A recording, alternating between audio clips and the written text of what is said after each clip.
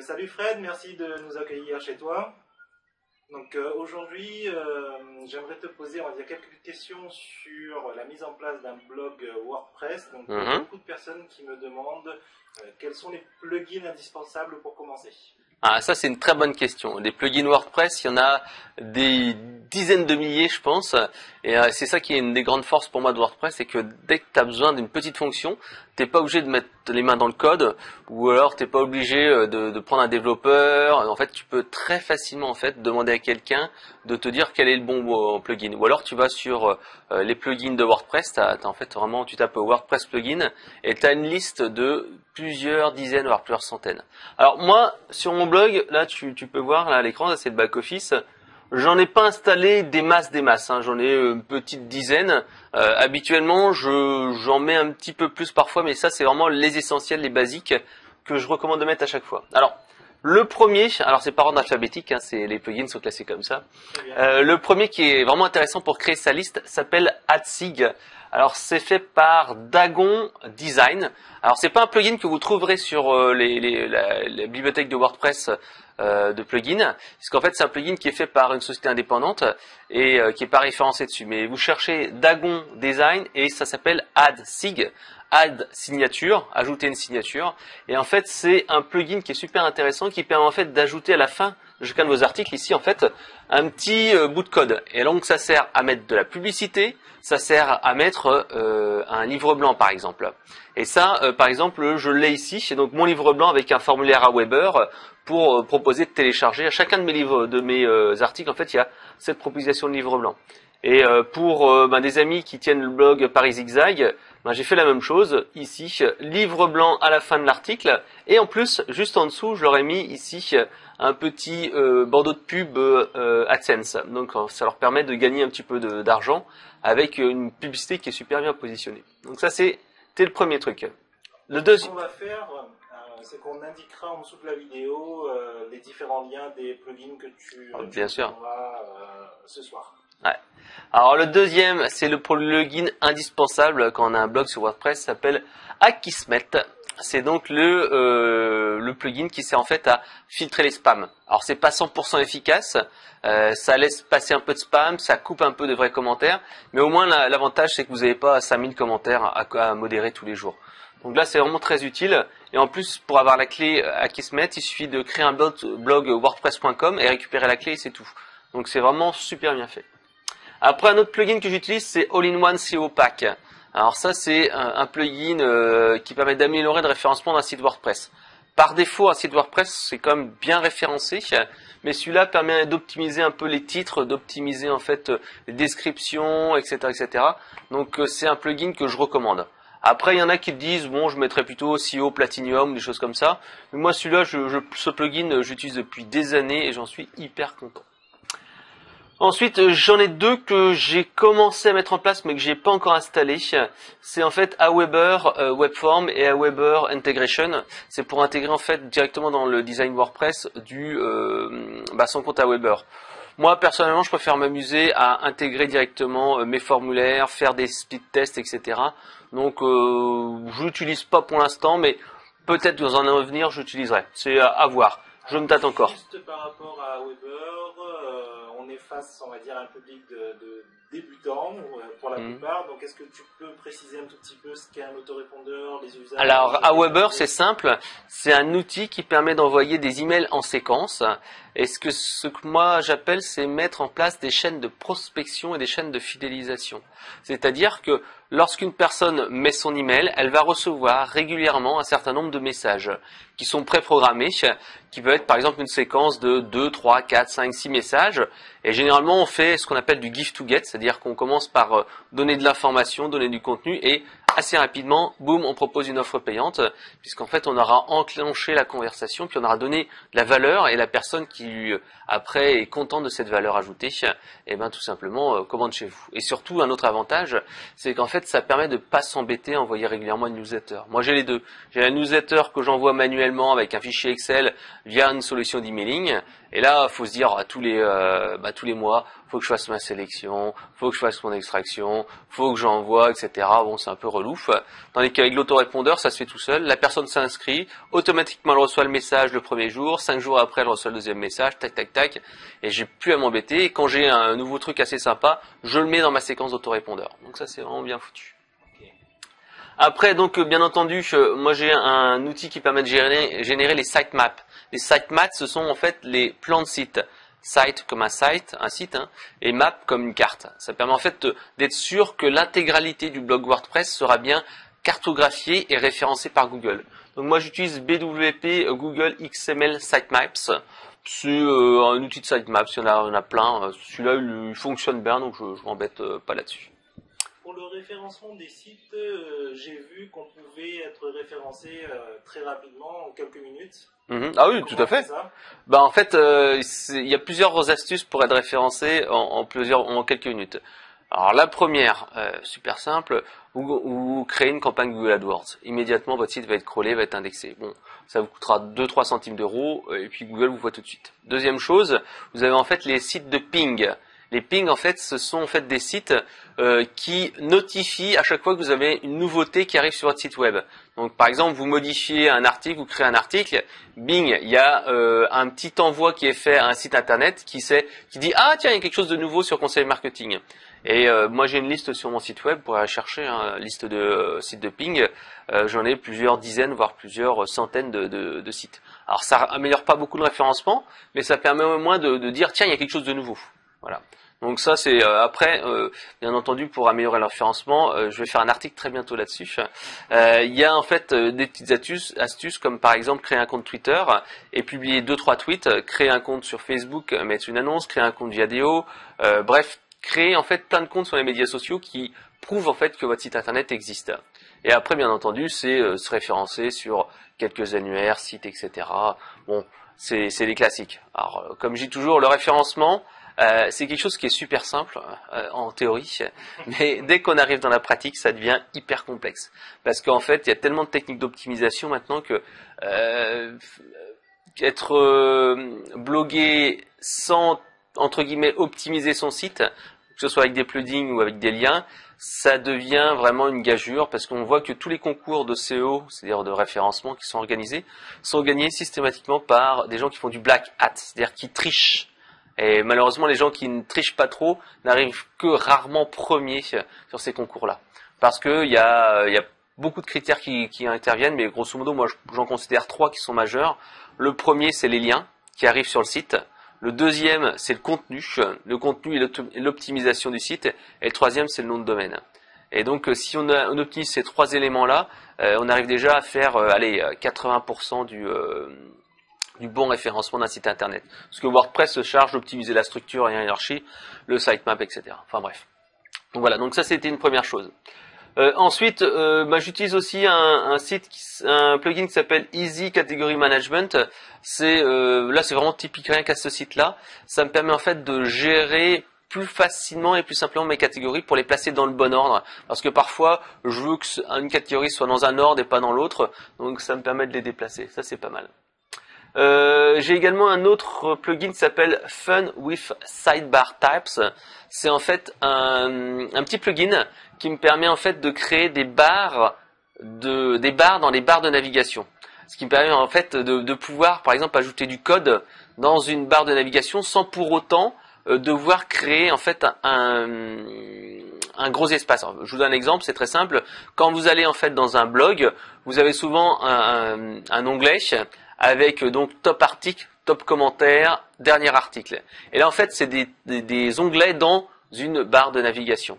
Et ça c'est assez pratique à faire et c'est vrai que ça permet de gagner de l'espace un petit peu sur la barre de navigation. Parce que bien entendu la barre de navigation n'est pas extensible à volonté et donc c'est pour ça qu'il faut essayer d'optimiser cet espace avec ces articles, enfin ces éléments-là.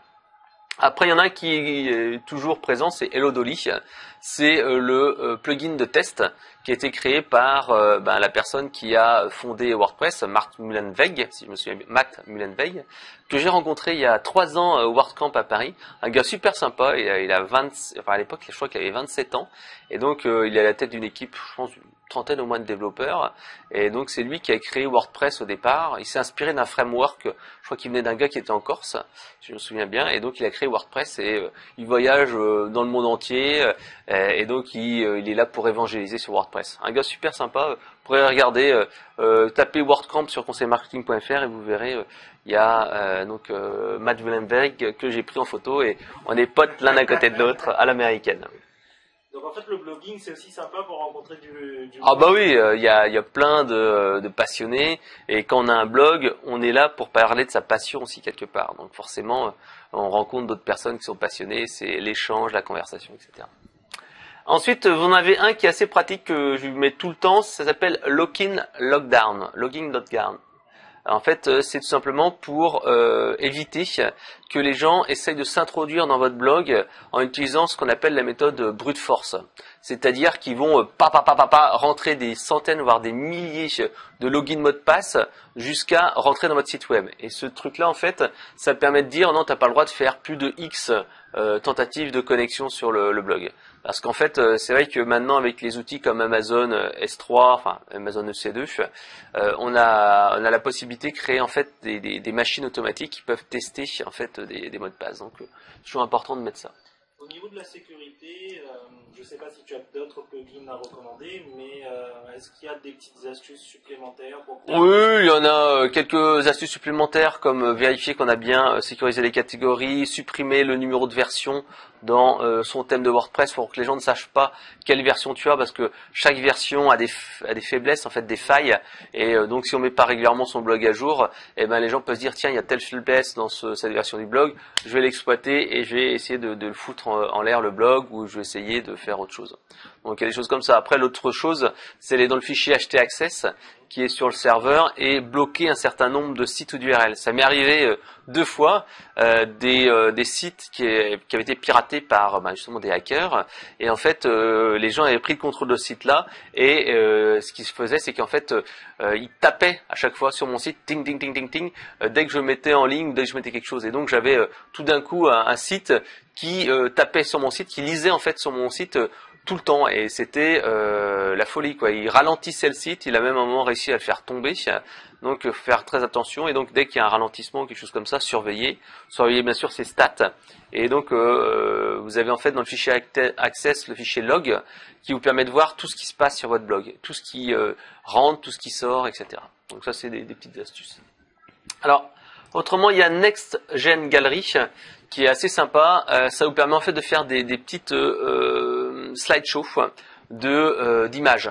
Parce que souvent, moi c'est ce que je fais, j'aime bien, c'est mettre à la suite des images, et parfois en fait ça prend beaucoup de place, ça charge beaucoup, et donc ça peut un petit peu ralentir votre site. Et donc ça c'est un petit peu dommage, et donc Next Gen Gallery il est pas mal.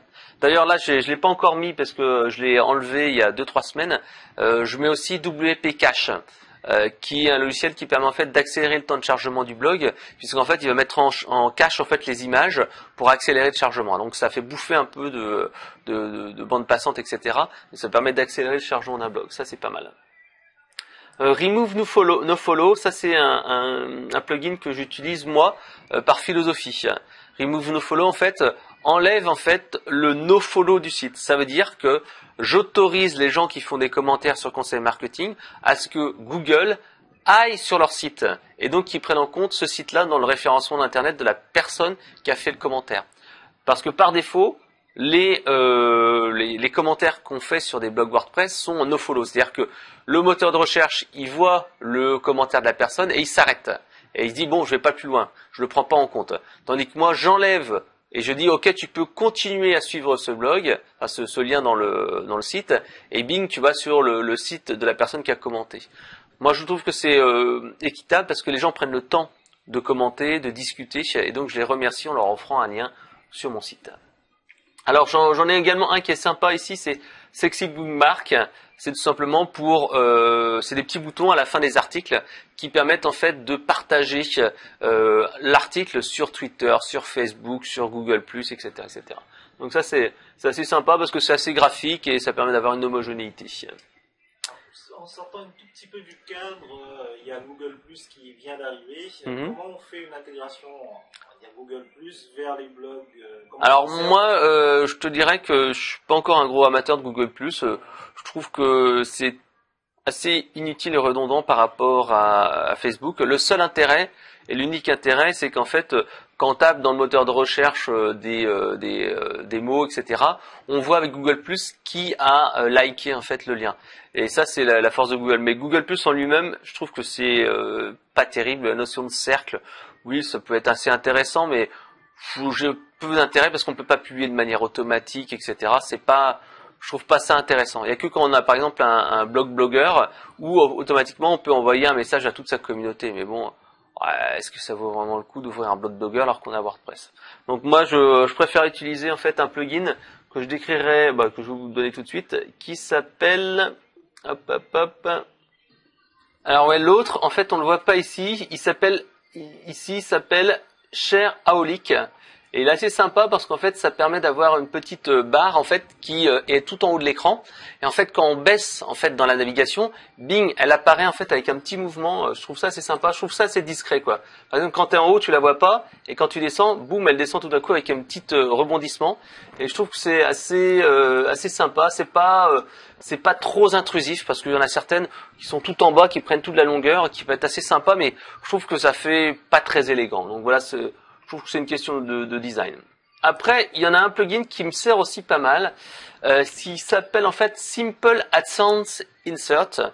Ça me permet en fait, au lieu de copier-coller le code AdSense directement, j'ai juste un petit bout de code qui fait 3 cm de long dans mon blog. Et donc là, ça me permet d'avoir des codes qui sont beaucoup plus lisibles, et je trouve ça assez sympa.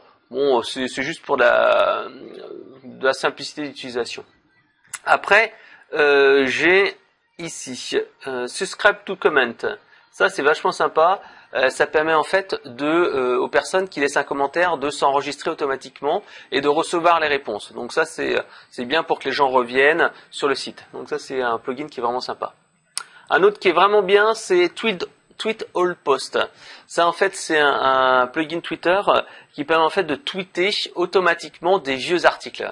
Alors sur Conseil Marketing, j'ai presque 6 ans, même plus de 6 ans je pense, d'archives, et donc ça me permet de retweeter des vieux trucs qui sont vraiment de bonne qualité et que j'avais oublié ou que les gens ont oublié. Et ça, c'est assez sympa.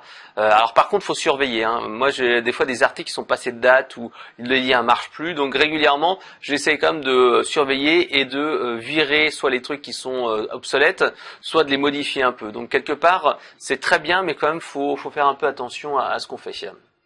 Après, un plugin indispensable s'appelle Ultimate Google Analytics. C'est le truc simple, c'est pour ajouter le petit bout de code, enfin le petit numéro de code de suivi de Google Analytics dans votre blog et donc avoir les statistiques. Ça, c'est vraiment simple.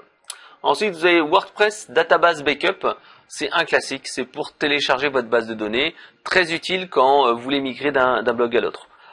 Bon, moi personnellement, j'utilise pas ça. Je vais directement dans la base SQL et je fais les sauvegardes de la base SQL et je les réouvre dans un autre site. Mais bon, c'est à peu près la même chose. Ensuite, vous avez WordPress Importer. Ça m'a servi en fait quand j'ai récupéré, parce que là j'ai migré il y a pas très longtemps de version de blog. J'ai tout supprimé, j'ai tout réajouté, et donc ça m'a permis en fait d'importer très simplement des données d'un autre blog WordPress avec des fichiers XML. Ça, c'était super utile parce que j'avais récupéré tout ce que j'avais fait depuis 4-5 ans et en fait, il me restait les articles que je faisais en attendant et il y en avait quoi? Il y en avait une petite dizaine et au lieu de refaire encore une sauvegarde de base de données, tout ça qui est vraiment pas pratique, ce que j'ai fait tout simplement, c'est que j'ai importé, j'avais créé un nouvel utilisateur et j'ai importé les derniers articles uniquement du dernier utilisateur que j'avais créé. Donc j'avais toute ma base normale et j'avais le dernier que j'avais importé et bing, ça se mettait tout seul. Donc vraiment un gain de temps. Il y a aussi WordPress Newsletter que je n'utilise plus, mais que j'ai utilisé pendant très longtemps, qui permet en fait d'avoir une liste de newsletters sur son blog et ensuite pouvoir lui envoyer régulièrement, soit par Outlook, soit par une solution d'emailing, des emails réguliers. Ça, c'était à l'époque quand j'avais pas beaucoup d'abonnés. Quand on en a que quelques dizaines, quelques centaines, ça peut être utile, mais très rapidement, il faut mieux passer sur une solution pro comme Aweber. Il y en a un autre qui est sympa, c'est WordPress Suicide. Alors WordPress Suicide, c'est super simple, c'est qu'en fait, quand j'ai fait justement ma migration de blog, alors des fois ça marchait, des fois ça marchait pas. Donc au lieu de supprimer un par un tous les articles, j'utilise WordPress Suicide, ça chinte tous les commentaires, tous les articles, toutes les pages, et il reste que les utilisateurs, donc ça remet vraiment à zéro le blog WordPress. Très pratique pour les tests. Si tu fais ça, en fait, tu perds quand même tout. Ah, tu perds tout le blog. Ah non, mais l'intérêt, c'est uniquement de vider le blog pour réintégrer les articles derrière. C'est parce que j'ai fait pas mal de tests sur ce blog-là. Je me suis amusé à faire des imports, des exports, etc. Donc j'ai fait au moins 10 imports de bases de données dedans. Donc au bout d'un moment, la première fois, ça m'avait saoulé de les faire un par un. Ensuite, j'ai été tapé dans la base de données MySQL, mais bon, faut donner des requêtes SQL, donc ça c'est un peu le bazar. Et là, en un clic, boum, on supprime tout, puis c'est reparti, quoi. Après, il y en a un qui est sympa et qui est indispensable pour moi, c'est WPageNavi. C'est tout simplement pour mettre des numéros de page en bas de votre blog. Parce que souvent les gens ont suivant précédent et malheureusement ça ne permet pas bien de faire une navigation parce que c'est si peu visible et c'est pas suffisamment optimisé pour le référencement. Avec des numéros de page, c'est une petite astuce de référencement et puis surtout c'est plus simple pour les gens pour naviguer. Après, j'avais activer un moment WP Pulse, c'est un utilitaire qui permet de faire des sondages sur un site. Par exemple, est-ce que vous aimez ceci, est-ce que vous aimez cela, etc. Parce que je voulais faire un petit peu je voulais mettre en haut de mon blog une barre où je pouvais justement mettre un peu des infos, des sondages. Mais j'ai préféré laisser tomber parce qu'en fait, les gens répondaient assez peu, puis il fallait mettre à jour régulièrement. Donc ça, j'ai pas mis. Mais ça sert toujours pour faire des sondages sur son blog à soi. Après, un autre bouton, c'est le bouton FB Like, donc j'aime. C'est tout simplement, moi j'ai donc ma barre Shareaholic, j'ai également ce petit bouton j'aime en haut de chaque article, et à la fin j'ai encore l'autre barre qui est la barre qu'on a vue tout à l'heure qui s'appelle Sexy Bookmarks. Donc j'essaye de mettre un maximum de partage sur les réseaux sociaux. Ensuite, j'ai WP Touch, c'est tout simplement l'optimisation du blog sur un iPhone. Donc assez intéressant. Mais bon, à faire attention pour le paramétrage parce que parfois il a tendance en fait à afficher des pages au lieu de bien afficher le site. Donc ça c'est important d'aller dans la configuration du logiciel. Ensuite, WP Tweets Button, c'est tout simplement le bouton tweeter que j'ai rajouté. Donc il y a le Facebook j'aime, Facebook like et le WP Tweet. Encore une fois, le partage sur les réseaux sociaux, c'est vraiment important. Et un autre truc qui est vraiment intéressant, c'est ici Yet Another Related Post plugin qui permet en fait de proposer des articles similaires à la fin d'un article. Donc comme ça, vous avez aimé tel truc, ben voici d'autres articles sur notre thème. C'est pour encore une fois augmenter le nombre de pages vues sur le site internet. Et le dernier, favoriser la rétention des personnes sur le site. Exactement. On va leur proposer d'autres contenus à valeur ajoutée. Exactement. Les faire rester, qui voient ma expertise, etc. Ouais. Parce qu'en fait, les gens sur un blog, ils n'ont pas le réflexe d'utiliser le moteur de recherche et ils n'ont pas le réflexe non plus de naviguer de page en page. Généralement, ils font 2, 3, 4 pages, puis après ils se barrent. Tandis que si on leur met une sélection d'articles à lire, ils vont continuer en fait à visiter le site. Et le dernier que je voulais vous présenter là, c'est Yoast Breadcrumbs. C'est tout simplement un fil d'Ariane. C'est-à-dire qu'en haut du site, il vous dit vous êtes dans accueil, catégorie et ensuite article. Et donc ça permet d'améliorer encore une fois le référencement. Le but, c'est vraiment ça, exclusivement ça, parce que la navigation elle est quand même simple sur mon blog, il n'y a pas des sous-menus. Voilà, je crois que c'est à peu près tout. Je veux juste vérifier que j'ai rien oublié là-dessus. Hop. Non, je crois on est bon là-dessus. Je crois que je vous ai fait ma petite liste complète. Donc voilà, c'est les plugins que j'utilise sur conseilmarketing.fr. D'accord. Voilà. Merci Frédéric. Je vais profiter que je t'ai sous la main et je vais te poser encore 2 ou 3 questions. Oh. Donc par rapport à la publication d'articles, on entend ces derniers temps qu'il faut publier très régulièrement pour garder son public, avoir une audience, etc. Donc toi, est-ce que tu publies très régulièrement et est-ce que tu conseilles de publier très régulièrement? Alors en fait, ça dépend du positionnement. Alors publier régulièrement, certes, ça améliore le référencement sur Google, ça montre qu'il y a des choses et ça permet d'augmenter ton nombre de pages vues. Ça c'est très bien, ça améliore ton référencement. Le problème c'est que si tu publies que des articles de mauvaise qualité ou des trucs qu'on a déjà vus 10 000 fois, des vidéos, des choses comme ça, et ben forcément Google va pas bien te référencer, puis les gens vont pas forcément rester. Donc moi, j'ai plutôt une philosophie de se dire, il faut plutôt faire de la qualité. Et donc, si tu fais de la qualité, des articles qui sont vraiment bons, les gens vont venir et tu vas avoir beaucoup de liens extérieurs qui vont pointer vers ton article, et donc tu vas améliorer en référencement sur cet article-là, sur ce mot-clé-là, sur cette page-là. Donc, il vaut mieux faire de la qualité et faire de l'originalité, quitte un petit peu à faire de la provoque ou faire des articles fondateurs, etc., etc. Ça, c'est le truc que je recommande. Après, en fait, il y a ce que je fais également, c'est ce que j'appelle l'easy writing. L'easy writing, c'est l'écriture rapide. C'est-à-dire qu'un bon article, il faut au minimum 2 heures pour l'écrire. Minimum. Tandis que l'easy writing, c'est en fait un article qu'on écrit en moins de 5 minutes. Moi, par exemple, c'est la pub du jour, ou c'est la sélection des PowerPoint du jour.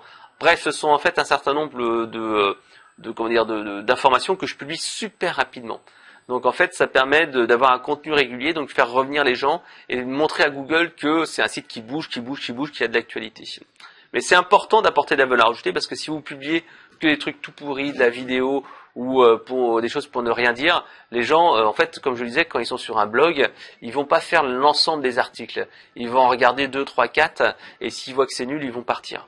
Donc c'est important de bien montrer que l'article que vous avez mis n'est pas un article entre guillemets normal, mais que c'est un article easy writing. Et moi, je le mets en même temps la pub du jour, les PowerPoint de la semaine, etc., etc.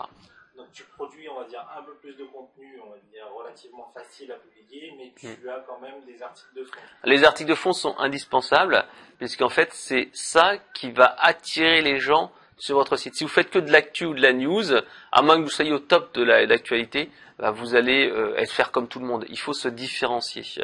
C'est pas forcément obligé de faire des articles longs non plus, hein. Mais par exemple, il y a Laurent Evin qui lui fait ce qu'on appelle le drivecast, c'est-à-dire qu'il est dans sa bagnole, il se filme et il fait tout de suite une réflexion, je crois qu'il en fera un tous les semaines ou quelque chose comme ça, sur en fait l'e-commerce. Donc ça peut être un moyen de se différencier.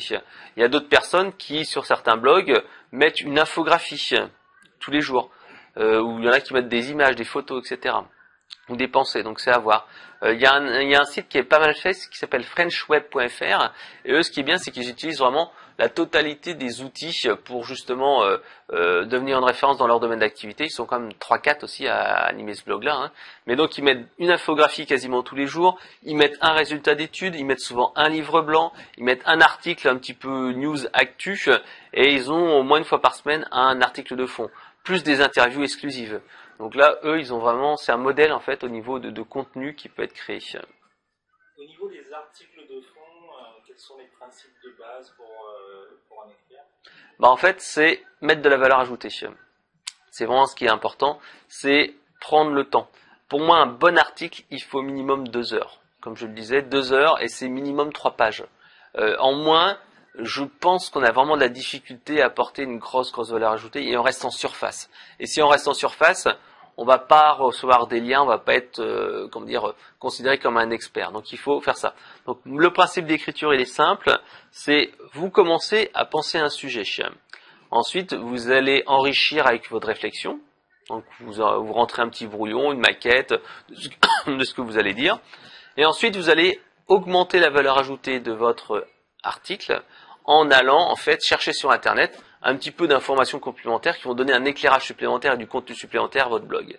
Et enfin, pour encore une fois donner plus de puissance à votre article, tout simplement vous ajoutez de la vidéo, vous ajoutez des images, vous ajoutez des schémas, des infographies qui vont transformer un article qui peut être un peu moyen en article qui sera vraiment de très bonne qualité.